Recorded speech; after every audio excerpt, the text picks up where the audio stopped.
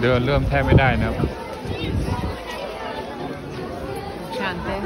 อันนี้ก็คือพี่จุ๊บเดินตามของกินอย่างเดียวนะ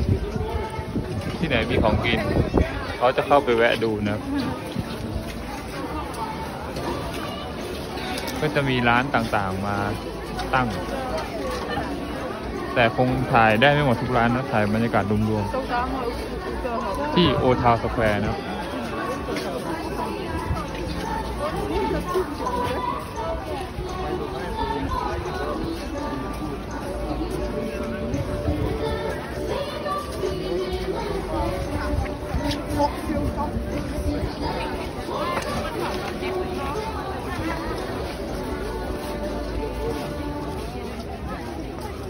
ถือว่าเป็นตลาดคริสต์มาสที่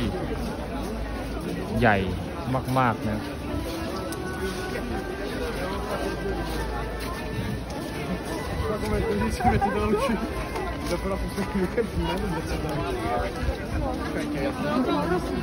A strejda ten ani nešel na zahradě dál, ten šel jenom k naší